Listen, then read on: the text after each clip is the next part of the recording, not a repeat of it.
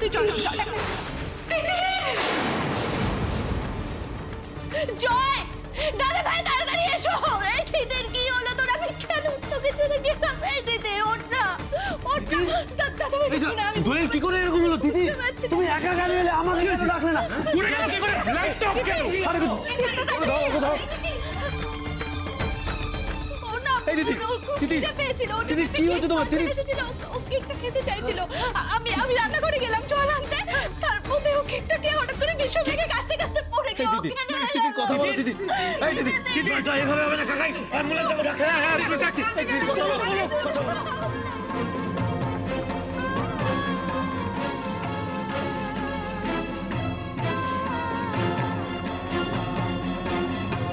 এসব কি হয়ে গেল বলো তো? কিছু বুঝতে পারছি না। সবে ওরা একটু আনন্দের মুখ দেখলো, কোথা থেকে কি হয়ে গেল, কিভাবে হলো এটা? কি করবা? কেকের মধ্যে কি এমন কিছু ছিল যাতে ওর অ্যালার্জি আছে? হ্যালো হ্যালো মনিকা, মনিকা আমাকে একটা হেল্প করতে হবে। মনিকা, একটা সর্বনাশ হয়ে গেছে।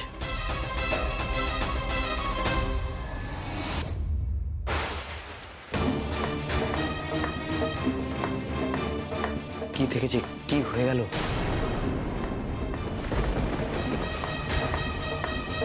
একটা বিশ্বস্ত লোককে আজ রাতে আমার কাছে পাঠাও। তারপরে যা কাজ করার সেই লোকটাই করবে। কেকটায় তাহলে নিশ্চয়ই কিছু মেশানো ছিল। জেম্মা কি তাহলে? এই তো দেখুন দিদি কেন এরকম করছে? আমি কিচ্ছু বুঝতে পারছি না কাকাই। কাকাই তোমার কি মনে হয় বলো তো, কেন এরকম? চিন্তা করিস না, আমি আছি তো। মুখে তো এখনো কেকের টুকরো রয়ে গেছে। এর তো একটা স্যাম্পল কালেক্ট করতে হবে। নাস আমাকে দিন তো। কি হবে এবার? ঘরে অনেক লোকজন হয়ে গেছে, আমি আর জয় বাইরে আছি। আমরা ডোন্ট ওয়ারি, ঠিক আছে? ডাক্তার এসছে, চল আমরা বাইরে আছি, আমরা বাইরে আছি।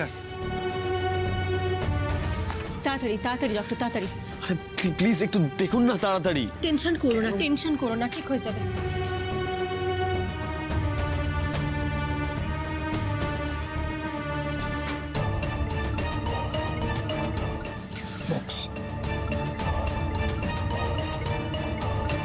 ডক্টর সেন, স্যাম্পলটা আমাকে দিন। মিতা, হ্যাঁ একটু শুনে দিকে। হ্যাঁ বল। বলছি আমি এই স্যাম্পলটা এক্ষুনি ল্যাব টেস্টে পাঠাবো। 1 ঘন্টার মধ্যে জানতে হবে যে এই কেকের মধ্যে কি আছে। আচ্ছা গট ইট, আমি বেরোলাম।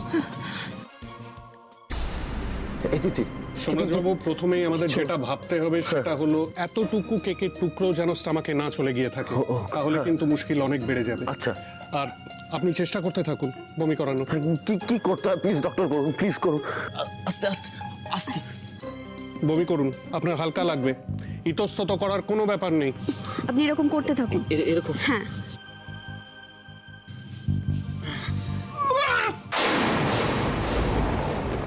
এখনো কোনো খবর আসছে না কেন? তীর নিশানায় লাগলো নাকি মিসফায়ার হলো? তিতিরকে চিরতরে ঘুম পাড়ানো দরকার। ওর এত বড় সাহস, আমাকে কোর্ট অব্দি টেনে নিয়ে গেল। জজ সাহেব কোনো রায় শোনালেন না, চলে গেলেন। মালিনী ব্যানার্জির অপরাধের যা তালিকা, 4টে অ্যাটেম্প টু মার্ডার, ফাঁসির সাজাও হতে পারে। না, আমি ফাঁসিতে ঝুলবো আর তিতির ব্যানার্জি বাড়ির সিংহাসনে বসে রাজত্ব করবে। হ্যাঁ? না, আমি কিছুতেই হতে দেবো না। আস্তে বমি হওয়াটা কিন্তু ভালো ওর জন্য। আস্তে আস্তে। সিস্টার একটু দেখুন তো, জ্ঞান ফিরেছে মনে হচ্ছে। দিদি এই দিদি দিদি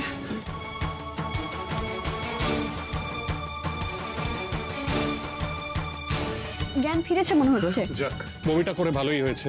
আচ্ছা সোমরাজ বাবু, আমি ওনাকে যে ওষুধগুলো দিয়েছি ওতে আরো 2-1 বার বমি হবে, তাতেই উনি সুস্থ হয়ে উঠবেন। ওকে, বলছি যে আর baby? We hope that everything will be fine. আপনি টেনশন করবেন না। আচ্ছা নার্স, আপনি একটু ওনাকে শোয়ানোর ব্যবস্থা করুন। আর সোমরাজ বাবু, আপনি একটু আমার সঙ্গে আসুন। আস্তে আস্তে, সাবধান, একটু শুয়ে পড়ো।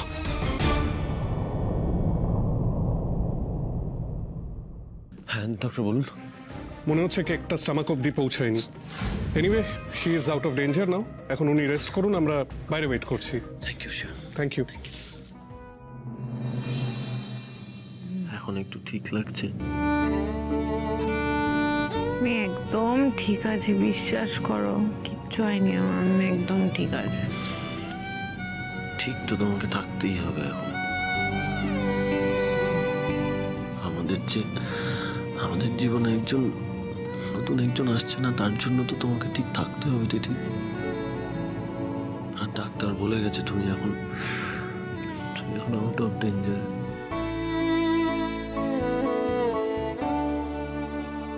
আরে বাবা, আমি 1 ঘন্টার মধ্যে রিপোর্টটা চেয়েছি। রিপোর্টটা কোথায়? দরকার হলে তাড়া দিন ওদের। আপনি একবার কথা বলুন না ডক্টর সেনের সঙ্গে, গিয়ে দেখুন না কি বলছে। আমার কথা বলাটা কি ঠিক দেখাবে? মানে আমি কি ওই তো কি বুঝলেন স্যার? এখন দুশ্চিন্তার কোনো কারণ নেই, তিতির কিন্তু এখন আউট অফ ডেঞ্জার। আশা করি আর কোনো সমস্যা হবে না। আচ্ছা মনিকা ম্যাম, আপনি কি ওই ল্যাব রিপোর্টগুলো হাতে পেয়েছেন? আমি সেই চেষ্টাই চালিয়ে যাচ্ছি। ওকে। আজ থেকে আমাকে ছাড়া তুমি কোথাও যাবে না দিদি। কোথাও মানে কোথাও না, দিনে রাতে কখনো কোথাও বেরোবে না আমাকে ছাড়া। যখনই যেখানে যাওয়ার দরকার হবে আমাকে বলবে। আমাকে ছাড়া তুমি কিচ্ছু খাবেও না, যাবেও না, খাবেও না। কান খুলে শুনে রাখো, যেখানে যাওয়ার দরকার হবে আমাকে বলবে, যা খেতে ইচ্ছে করবে আমাকে বলবে। আমি থাকবো তোমার সঙ্গে সব সময় 24 ঘন্টা। এই কথাটা যেন মাথায় থাকে দিদি। প্লিজ তুমি আমার কথাটা শোনো দিদি। তোমার কিছু হয়ে গেলে আমি বাঁচবো না দিদি। প্লিজ বোঝার চেষ্টা করো, কেন এরকম করছো বল? সেই তোমার আর কোনো কাজ নেই, তুমি এখন 24 ঘন্টা আমার বডিগার্ড হয়ে ঘুরবে। হ্যাঁ থাকবো বডিগার্ড, তোমার বডিগার্ড হয়ে আমি 24 ঘন্টাই থাকবো এখন থেকে। তারপর যে লোকজন বলবে তুমি বইয়ের আঁচল ধরে ঘুরছো। কে বলবে? লোক বলুক, আমার সাথে কোনো আপত্তি নেই। বলবে লোক, বলুক। বাবা, তুমি নাকি বাচ্চার বাবা হতে চলেছো। বাচ্চাদের মতো করছে, বাচ্চা আর বাবার মধ্যে কোনো পার্থক্যই দেখতে পাচ্ছি না আমি। ঠিক আছি রে বাবা, আমি তিতির বসু অত বড় একটা ইলেকট্রিক শক খেয়ে বেঁচে গেল, একটা কেক খেয়ে টসকে যাবো আমি? আবার বারণ করেছি না এসব কথা বলতে? কেন বলো সবসময় এসব কথা? দাদা ভাই, হ্যাঁ বল। তিতির এখন ঠিক আছো? হ্যাঁ আমি ঠিক আছি, একদম ঠিক আছে। দাদা ভাই একবার নিচে এসো। কেন নিচে কেন যাবো? বল না, এখানেই যা বলার। আমি তিতিকে ছেড়ে এখন কোথাও যেতে পারবো না। বল, যা বলার এখানেই বল। আরে আমি বিছানা থেকে নামবো না, যাও না তুমি, আমি কোথাও যাবো না, প্রমিস। একটিবারের জন্য চলো, মিতা আন্টিও আছে, আবার চলে এসো। মিতা ম্যাম ডাকছে, দেখো কি কারণে ডাকছে এবার দেখে এসো। আমি প্রমিস করছি, এই যেই ডিগ্রি অ্যাঙ্গেলে আমি শুয়ে আছি বিছানায়, সেই ডিগ্রি অ্যাঙ্গেলে শুয়ে থাকবো, কোথাও যাবো না। ইয়ার্কি মারাটা মানে সবসময় চাই নাকি? বেশ ঠিক আছে, নড়বে না কিন্তু এখান থেকে। আমি আসছি এক্ষুনি ঘুরে। চল দেখি কি হচ্ছে। কি রিপোর্ট? হ্যাঁ রিপোর্টে কি এসছে? টেস্ট রিপোর্ট বলছে তিতির যে কেকটা খেয়েছিল তাতে বিষ মেশানো ছিল। হোয়াট?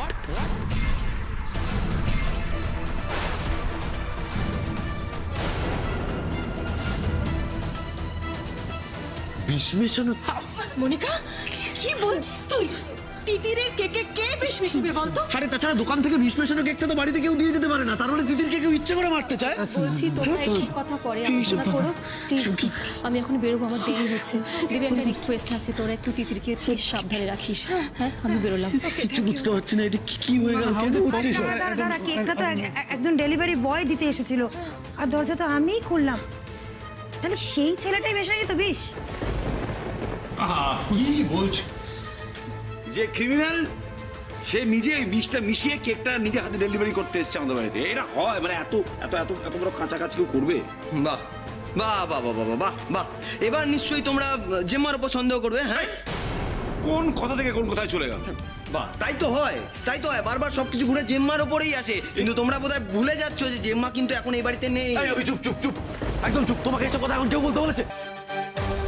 আমি এই কারণের জন্য এই বাড়িতে আসতে চাইছিলাম না। তিতিরকে আমি এই বাড়িতে আর এক মুহূর্ত রাখবো না। আমি চলে যাবো। তিতির প্লিজ দাদা ভাই, প্লিজ মাথা গরম করে কোনো ডিসিশন নিও না। এখন তো তিতির ইজ আউট অফ ডেঞ্জার। আমি কোনো রিস্কই নেব না। আমি রিস্ক নিতে চাই না। আমি জানি বিষ মেশানো কেকটা কে পাঠিয়েছে। মিতা ম্যাডাম।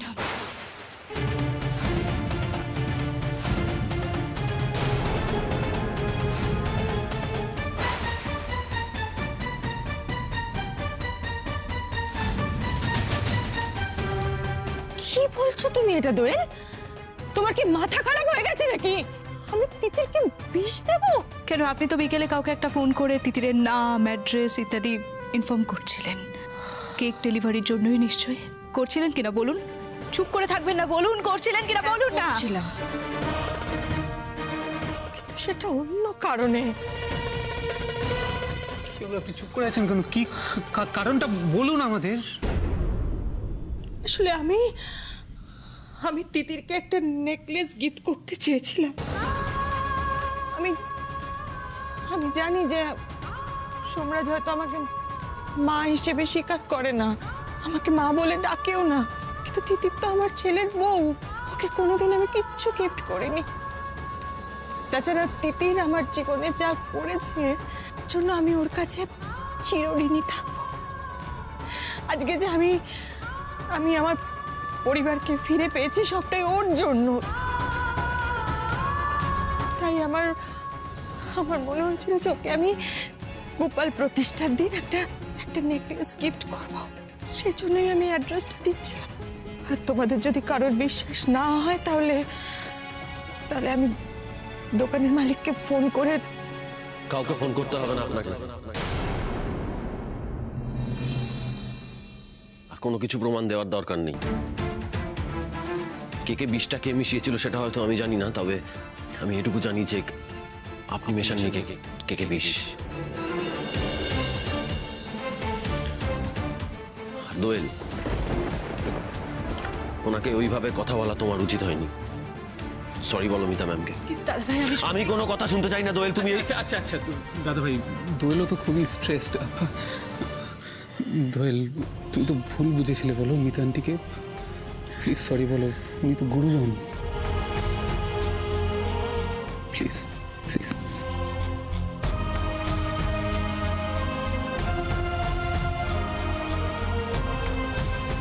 আমায় ক্ষমা করবেন মিতা ম্যাম, আমি ভুল বুঝেছিলাম আপনাকে। বিশ্বাস করুন, তিতিরের যদি আবার কিছু হয়ে যায় না, আমি শেষ হয়ে যাব। বিশ্বাস করুন, আমি পারবো না। আমি বুঝতে পারছি দোয়েল, বুঝতে পারছি। আসলে কি বলতো দোয়েল, মানে গুরুজনদের বিষয়ে কোনো কথা বলার আগে না ভাবতে হয়। ভবিষ্যতে কখনো এরকম গুরুজনের, বিশেষ করে মিতা ম্যামের এগেনস্টে কোনো কথা বলার আগে আজকের দিনটা মনে রেখো। সরি দাদা ভাই, সরি। আমি যাই, তিতির একা আছে। তুমি এখানে কেন? তিতির, তুমি বিছানা থেকে কেন উঠে এলে? তুমি চলো বিছানায়, চলো চলো। আমি যদি উঠে না আসতাম, এত সুন্দর একটা দৃশ্য আমার মিস হয়ে যেত। দিদি আমাকেও বলেছিল মিতা ম্যাম কাকে একটা ফোন করে আমার নাম ঠিকানা বলছিল, কিন্তু দিদি হয়তো আমার জন্য কষ্ট থেকে, উদ্বেগ থেকে ভুল করে বলে ফেলেছে, কিছু মনে করো না। কিন্তু তুমি যেভাবে মিতা ম্যামকে ডিফেন্ড করলে, আমি খুব খুশি হয়েছি। এই দৃশ্যটা দেখার জন্যই ঠাম্মির গোপাল আমাকে বাঁচিয়ে রেখেছে। বিষ খেয়েও কিছু হয়নি আমার। মা ছেলেকে তুমি আরো কাছাকাছি এনে দাও ঠাম্মির গোপাল, যা বাঁধা আছে সব কাটিয়ে দাও।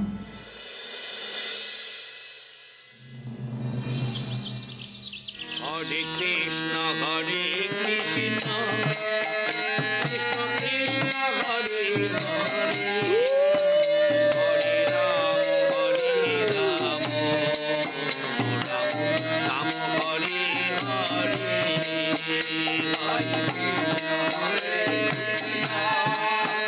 কৃষ্ণ কৃষ্ণ হরে হরে, হরে রাম হরে। আচ্ছা ঠাম্মি, তোমার গোপাল ঠাকুর কিন্তু আজ খুব খুশি। খুশি হবে না? ঘরের ছেলেকে ঘরে ফিরিয়ে এনেছে। আমার তিতির বউ দাদু ভাইকে তো গোপালই ফিরিয়ে এনেছে না। জয় গোপাল, জয় গোপাল।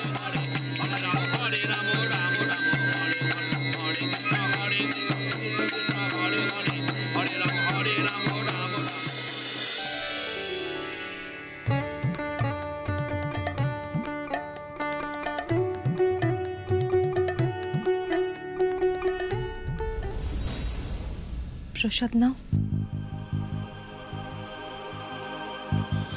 প্রসাদ নেবে না? আসলে আমি এই ধরনের পুজোতে খুব একটা বাড়িতে থাকি না। নেহাত ঠাম্মি তিতিরের মঙ্গল কামনার্থে এই পুজোটা রেখেছেন, তাই আমি থেকে যেতে বাধ্য হলাম। কেন থাকো না শোন? এই উত্তরটা তো আপনার জানা, তাও আপনাকে আরেকবার মনে করিয়ে দিই। মনে করে দেখুন, এরকমই এক রাতে আপনি আমাকে ছেড়ে চলে গেছিলেন। পরের দিন সকালে আমাকে আপনার গোপাল সাজিয়ে দেওয়ার কথা ছিল। আমি ঘুম থেকে উঠলাম, ঘুম থেকে উঠে আপনাকে তন্ন তন্ন হয়ে খুঁজলাম, সারা বাড়ি হন্যে হয়ে খুঁজলাম, কিন্তু কোথাও পেলাম না। আপনি জাস্ট চলে গেলেন আমাকে ছেড়ে।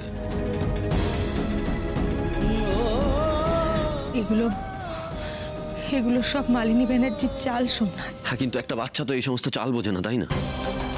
সে শুধু মাকে ছেড়ে যাওয়ার কষ্টটা বোঝে। প্রত্যেকদিন রাত্রেবেলা মাকে নিয়ে যে স্বপ্ন দেখে, উঠে যে অস্থিরতা হয় তার মধ্যে, সে শুধু এইটুকুই বোঝে, বিশ্বাস করুন, আর কিচ্ছু বোঝে না। তারপর উঠে দেখে সবটা ফাঁকা হয়ে গেছে, চারিদিক ফাঁকা, মাথার ভেতরটাও পুরো ফাঁকা হয়ে গেছে। অদ্ভুত কিরকম একটা বোকা হয়ে গেছি আমি। তা না হলে বলুন না, এই মালিনী ব্যানার্জির হাতের পুতুল হয়ে কেউ নিজের পরিবারের ক্ষতি করতে চায়? এই যে উঠুন, আপনার সঙ্গে কে দেখা করতে এসছে? অভিরাজ খবর নিয়ে এসেছে তার মানে।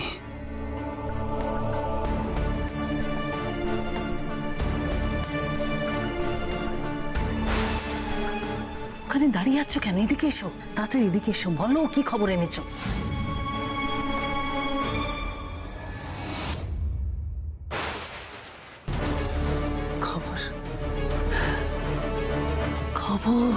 আজকের বিশেষ খবর হলো মালিনী ব্যানার্জির ফাঁসি হবে। ফাঁসি! একজন মা যেমন তার সন্তানের খুঁটিনাটি জিনিস বুঝতে পারে, একজন সন্তানও তার মায়ের সব কথা বুঝতে পারে। নাটকটা করো না, কোনো লাভ হবে না। এক্স্যাক্টলি কতটা বোকা ভাবো আমাকে, আর কত বোকা বানাবে? উন্মাদ নও তুমি। লোকে বলে কু সন্তান যদিও বা হয়, কিন্তু কু মাতা কখনো নয়। পুরো বিশ্বাসটাই পাল্টে দিলে। আচ্ছা, ভবি ভোলার নয়। বেটা, তুমি চাও তো যে আমি ফাঁসিতে ঝুলে মরে যাই? তিতিরের সন্তানের ক্ষতি কেন করতে চেয়েছো? কি ভেবেছো ফাঁসির সাজা তো এমনিই হচ্ছে, সেই জন্য তিতিরের সন্তানকে খুন করে সব কোটা কমপ্লিট করে একেবারে ফাঁসিতে ঝুলি, তাই তো? তার মানে সব ঠিক আছে? তিতির বহাল তো বিয়েতে? তুমি কেন বুঝতে পারছো না সোমরাজ? আমরা সকলে মালিনী ব্যানার্জির কুকর্মের শিকার। মালিনী ব্যানার্জি একা দোষী? আপনি দোষী নন? আপনিও দোষী। আপনি দোষী। যাক, দুটো মানুষ শেষমেশ কথা তো বলছে। যত মান অভিমান যা কিছু আছে সব কিছু যেন ঘুচে যায়। মালিনী ব্যানার্জি এসে আপনাকে যা বললো, আপনি মালিনী ব্যানার্জির কথা বিশ্বাস করে বাড়ি ছেড়ে বেরিয়ে গেলেন। এতটা তো বোকা নন আপনি। কেন বললেন? ভেবে দেখবেন কখনো।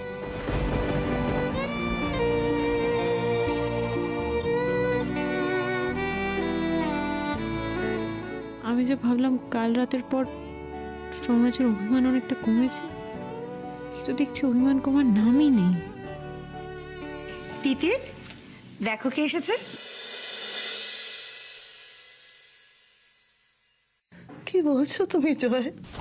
আমি জেলে বসে এরকম একটা কাজ কি করে করব বলো? তিতিরের যে সন্তান হবে সেটা তো আমি এখন আজ প্রথম তোমার মুখে শুনলাম বেটা। কি করে বিশ্বাস করি বলো তো তোমায়? এই তো কিছুক্ষণ আগে পাগলের অ্যাক্টিং করছিলে, এখন দেখছি দিব্যি সুস্থ। জয়, বিশ্বাস করো, তিতিরের সময় সন্তান হবে সেটা জেনে আমার বাঁচতে ইচ্ছে করছে বেটা। আমি ওদের সন্তানকে দেখতে চাই বেটা। তুমি একমাত্র পারো।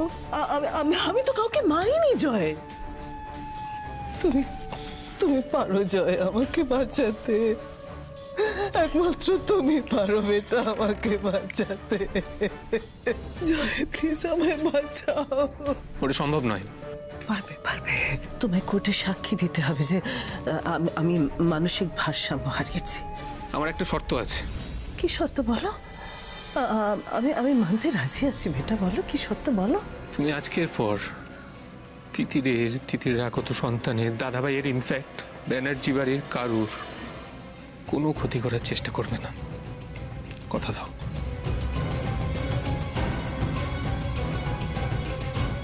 কথা দিচ্ছি যে আমি কারোর ক্ষতি করব না, কথা দিচ্ছি। একবার ফাঁসির সাজাটা আটকে দিই, তারপরে মালিনী ব্যানার্জির অন্য রূপ দেখবে তোমরা।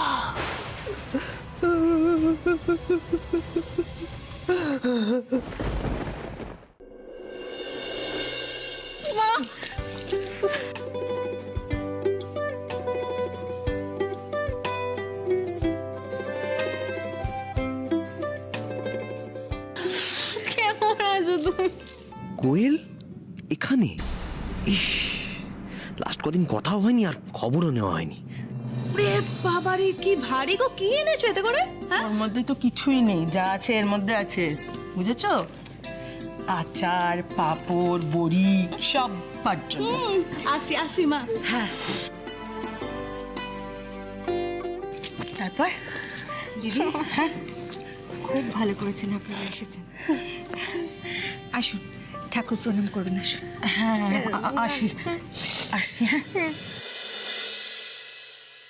দেখি এত তুই আইব্রো করিয়েছিস না? কি ব্যাপার বলতো, যার পড়াশোনা করে করে চোখের তলায় কালি পড়েছে তো সে হঠাৎ করে আইব্রো করিয়েছে, চুড়ি টুড়ি পরে। কি ব্যাপার, প্রেম করছিস? না দিদি, কি বলছিস, এরকম কোনো ব্যাপার নেই। কি বলছি বুঝতেই পারছিস না? একদম মজা কথা বল। না দিদি, তুই যেটা ভাবছিস সেটা না, শুধু আলাপ হয়েছে একজনের সাথে। আলাপ? কি নাম ছেলেটার?